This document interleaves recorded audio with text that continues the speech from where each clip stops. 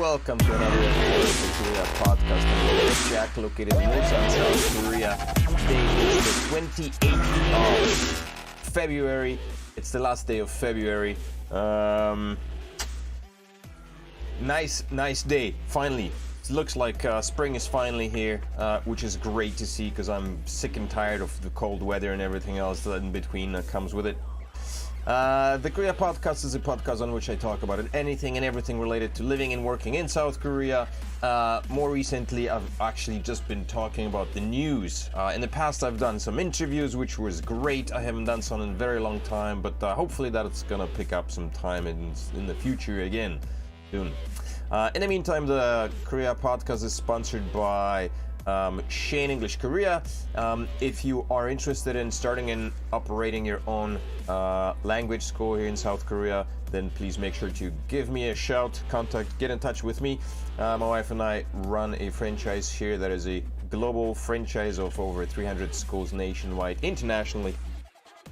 And we're the master franchisor in South Korea. So, yeah. Alrighty. Man, a lot has been happening over the past while. I haven't done a podcast in 2 weeks, I think it's been now. Just busy. Things are busy. And life keeps me busy, basically. Ooh, I didn't check to see if the sound is okay.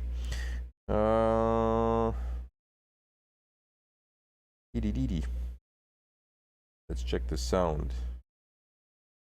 Yeah, sound is okay. I heard myself dee. Very good.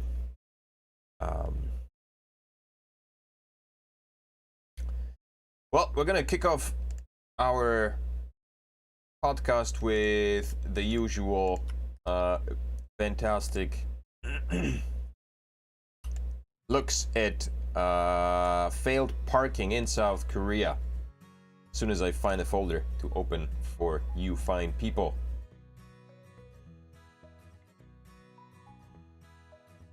Because that's what we do. That's the first segment. We're gonna start off. There aren't too many pictures. Sadly, there are not many pictures. Elections is coming up, which is tomorrow. That's why everybody will get a nice red day in the calendar. I hope everybody's psyched about that. It's not elections, it's... Tomorrow is Independence Day. Elections are coming up soon, but the trucks are cruising around already, I guess. I haven't seen any in my neighborhood yet. Or maybe some. Not as many as there will be upcoming. But so there is a first do-gooder parked on a busy street along a dotted line, or not a dotted line, but a jagged line. This dude here parked on the sidewalk, of course, all-time favorite. Nice row of cars, never mind the license plates, and this guy who just simply couldn't squeeze in next to the Beamer had to do, maybe he was too afraid to park too close to the Beamer in case he was gonna open the door and crack a hole in the Beamer. No idea what's going on here. Range Rover just parked his ass across the sidewalk right in front of McDonald's, I guess, because there's a couple McDonald's delivery scooters here. And this dude, I guess, is he parked in the middle of the street? Is there a driver inside? No, it doesn't look like there's a driver inside, and he's literally parked in the middle of the street. That is just whack-a-doodle-doo. That probably takes the cake. These guys, I have no idea. I assume this is just some back road of a school or something, and these guys park wherever the heck they want because nobody cares in this situation. Yeah, not too bad. Yoon is here. Hey man, who's gonna win, Lee or Yoon? I have no idea. No idea who's gonna win. Not following the elections. I haven't followed any elections in back home, and I'm not following them here, to be honest, quite frankly. I should spend a lot more time on politics, but I don't know. There's enough politics, going on. Headline. Today's headline, yo. Korea suspends vaccine pass nationwide. Finally, I guess. South Korea is suspending the use of the COVID-19 vaccine pass nationwide from Tuesday, citing a high vaccine rate and continuing legal challenges, which is tomorrow. This was issued, when is this? Yeah, this is today's paper, so starting tomorrow, no more COVID passes. The move comes more than 2 months since vaccine passes were introduced extensively in early December. While the mandate is lifted, people are no longer required to present proof of being fully vaccinated or have negative test results to enter public places. As a matter of fact,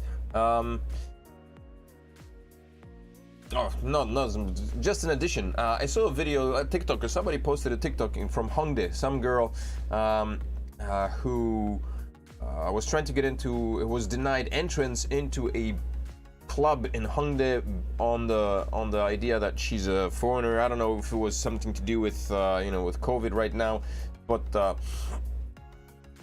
this video was kind of a silent advertisement for a legal professional up in Seoul, who basically said that clubs or any business owners do not have the legal right to ban entrance to any foreigners. But also on the flip side, as a person who's being denied entrance, the only way that you could, I guess, follow up with a reprimand is to file a civil lawsuit, which would be very time consuming and not easy to do. So technically because there are no discrimination laws in Korea in place as of yet, so it is what it is. In any case, back to this thing.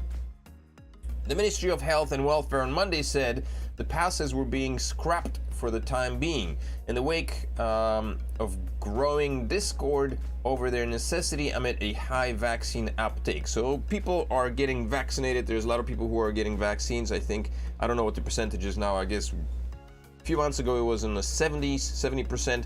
Now probably a lot higher. And so the gov is presuming that that vaccine passports are no longer a necessity, since the majority of population is vaccinated already, and it's almost redundant. But the ministry, however, stressed that the suspension was temporary and that it could be reinstated if circumstances require. Which makes no sense, because if they're withdrawing the necessity for the passports based on the fact that the number of vaccinated people is increasing, are they predicting that these numbers are going to drop again? People are going to unvaccinate themselves? In addition, plans for vaccine pass for minors 18 and under, which was set to come into force from April 1st, have also been put on hold, which means minors do not need to get vaxxed, which is good news for parents. The ministry announced following February 23rd ruling from a Daegu court that blocked the use of vaccine passes at cafes and restaurants for people under the age of 60. In reaching the decision, the court said vaccine passes were not in line with the government's Omicron response policy, which considers the virus to be non-threatening for people under 60. So there you go. I think it looks like Corona is its own enemy, because it's defeating all the mandates that the government is trying to push on us. Vaccine pass system to end Tuesday. This is from the Jongang Daily. Reiteration of the previous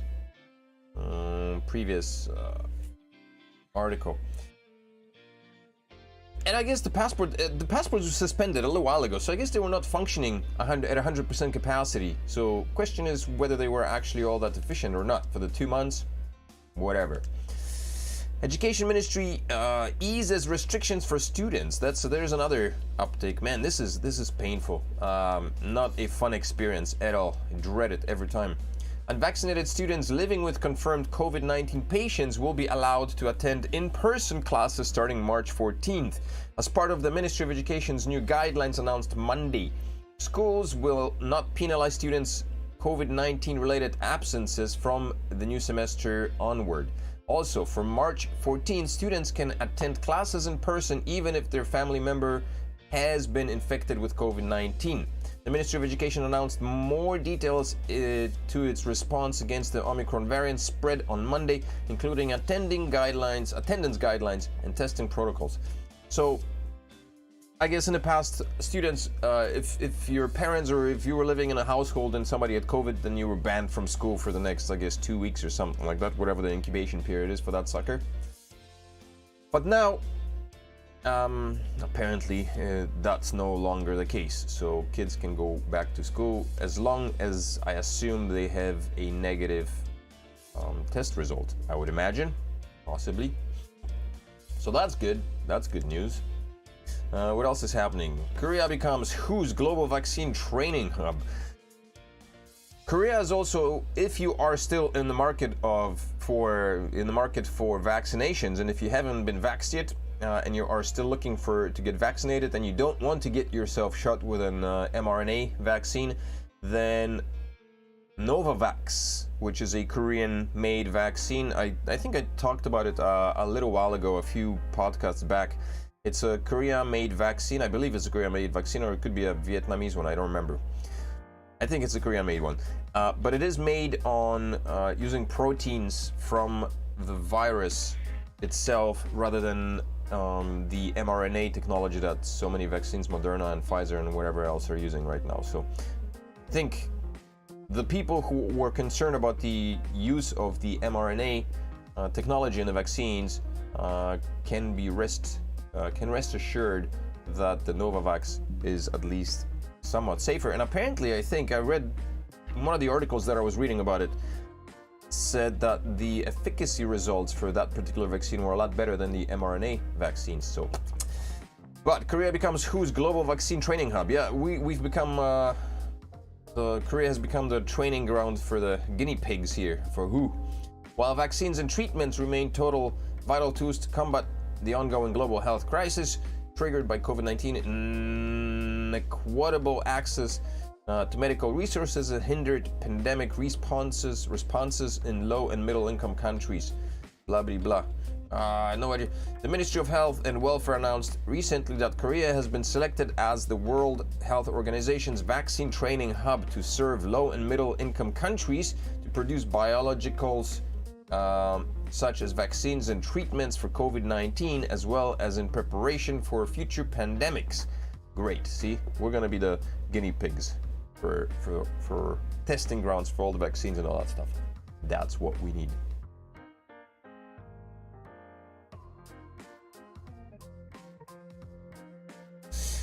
Yep. Foreigners out. Online petition sparks controversy for calling for exclusion of foreigners in new welfare program. So apparently, President Moon has introduced some kind of welfare program, and people are getting upset. South Korea's new financial welfare program for the younger generation is designed to disregard the nationality of the recipient. Anyone here who meets the income and age criteria, Korean or not, can sign up for a state-backed savings product that pays around 10% in yearly interest tax breaks and saving incentives. Some call it unfair. Why should the government give money to foreigners with the tax that we Koreans paid? Like foreigners don't pay taxes? Every single person that works here legally is required to pay taxes. If the taxes are not being paid, that's the employer's fault, who are usually Koreans, not collecting taxes, because then they don't have to pay taxes to the government themselves. So, you know, that just shows a massive lack of understanding and ignorance on the part of a large chunk of this particular population, I think. On the population of 12,000 samples. Here you go. Reads a petition on the homepage of the presidential office.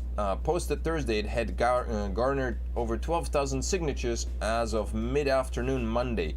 The petitioner, who identified herself as a 34-year-old female office worker, argued it is unfair that foreigners would receive the benefits when many tax-paying Koreans would be disqualified for failing to meet the criteria. And what would that be? What would be the criteria? Okay, so financial welfare. So this is probably for people who are not making enough money. and then those who are making enough money and able to pay for their medicine and whatnot, they're complaining that they're not getting their money back because everybody would like to get their stuff for free. Launched on January 21st, the Youth Hope Savings product is a 2-year installment savings plan for those aged 19 to 34 who earned 36 million won or less in 2020. So this is kind of targeted at students. These are student ages, right? Like university students, 19 to 34, which probably means that a lot of students, international students who are here doing degrees and whatnot, and are spending money on whatever, medical health care. Most of these kids here are from countries like Kazakhstan and Kyrgyzstan and Philippines and Vietnam, I guess. And a lot of them, if not a huge chunk or big, the bulk of the population, that population, are here on scholarships. So kind of makes sense that they're getting, you know, rebates for that. But I guess full-time working people who make, you know, 60-70 million won a year, that's the problem for them. Yeah, okay, there you go. That's ignorance is bliss, as they say.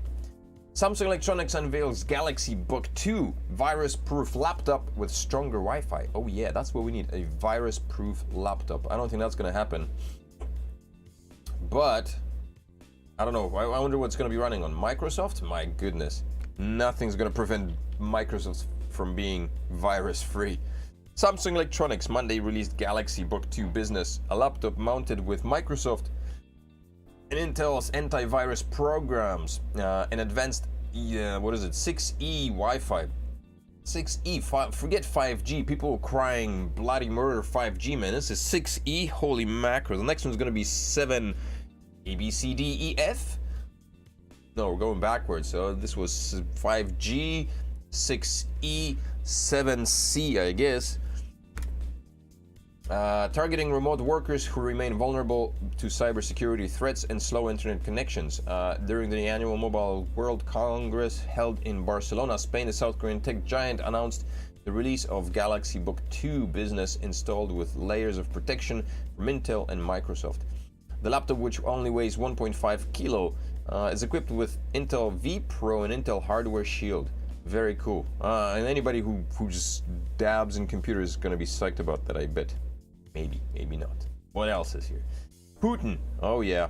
The stuff that's happening, man, it's a mess. Who knew? I certainly didn't think this was going to start happening. I certainly didn't know we're going to see another war breaking out. Putin orders nuclear alert as Ukraine fiercely resists Russian invasion. Man, this is turning kind of scary. When nuclear weapons and talk of nuclear stuff comes onto the plate, shit's about to get real. Russian President Vladimir Putin announced that his nuclear forces were on alert, sparked outcry in the West as the invading troops faced stiff resistance on Monday. Blah blah blah. What's also a bit disconcerting is North Korea's nuclear testing and all that stuff, because that doesn't, you know, it adds to the whole communist bloc messing around with nukes, with things that they shouldn't. Not good, not good. Seoul grants stay extension for Ukrainians in Korea. I saw in the news there were protests in Seoul, I believe. A lot of Ukrainians or people who were leaning towards the Ukrainian crisis right now were staging protests in South Korea. The South Korean government on Monday said it will grant special stay permits to Ukrainians living here, allowing them to overstay their visa until the situation in their home country stabilizes following Russia's invasion of the Eastern European country. The Justice Ministry said 3,843 Ukrainians who have been staying in the country on either short or long-term visas will benefit from the measure, including 538 whose visas are set to expire by June.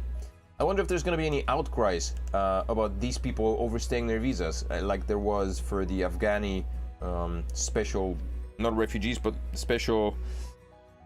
Last week I talked, or 2 weeks ago I talked about the Afghani refugees, or not refugees, but They were here admitted.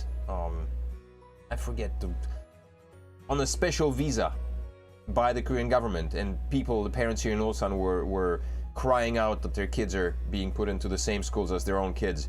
So I wonder if there's going to be any outcry about these particular people overstaying their visas.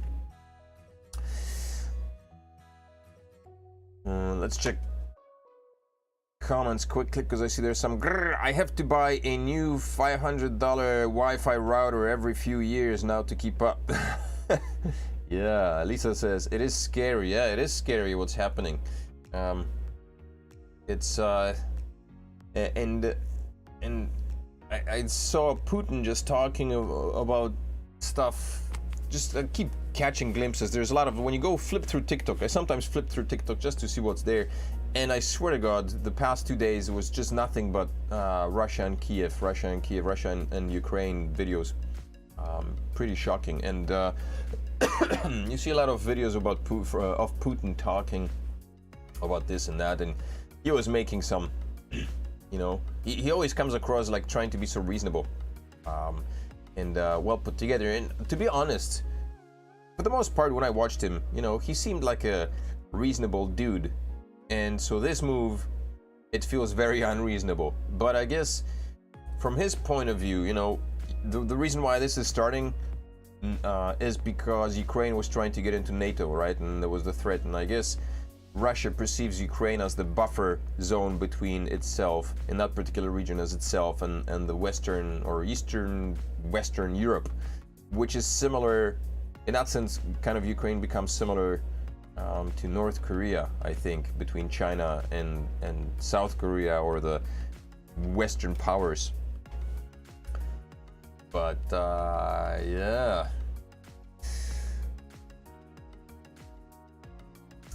Okay.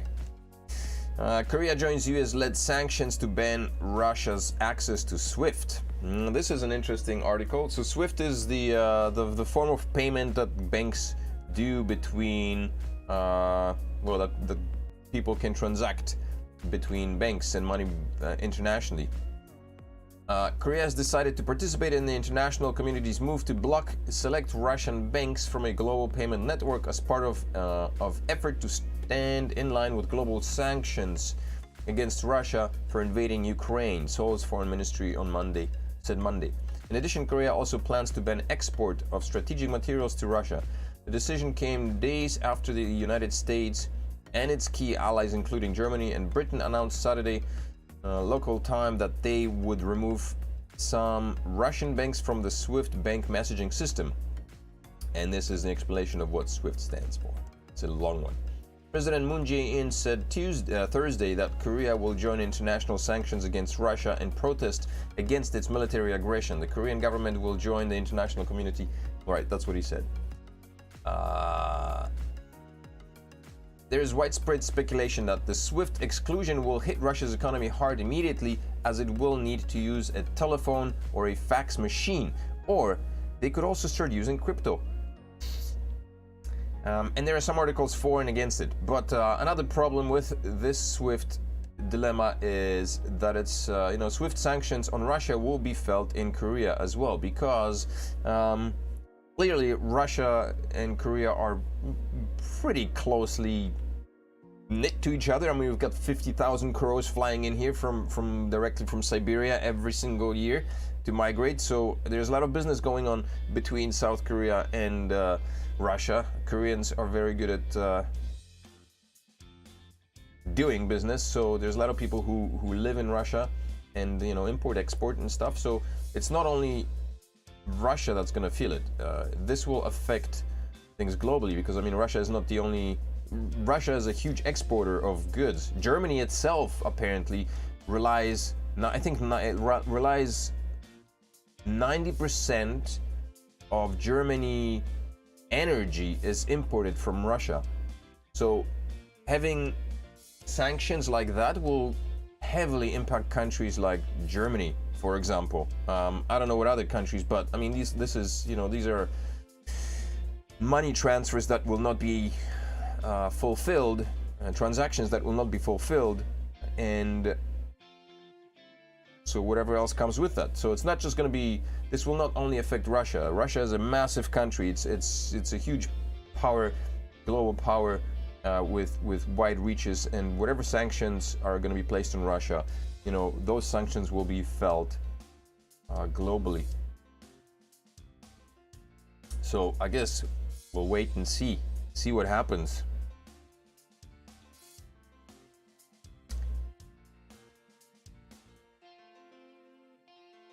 Okay. This is last article here. Putin is pissed about NATO stuff. Yeah, Russia gonna swap to China's central bank digital currency, I bet. Yeah. Yeah, maybe they'll swap to that. Who knows? There was a couple of articles I'm gonna talk about on the Crypto Market Updates podcast at 11 o'clock tonight. So if you're interested in listening into that, then make sure to swing by there in about 30 minutes. We're gonna conclude this podcast, this very short episode, short episode of the podcast, with an article that blew my mind when I saw it. The vanity of the people, and I don't wanna say Korea, because, you know, because it's not only Korea, but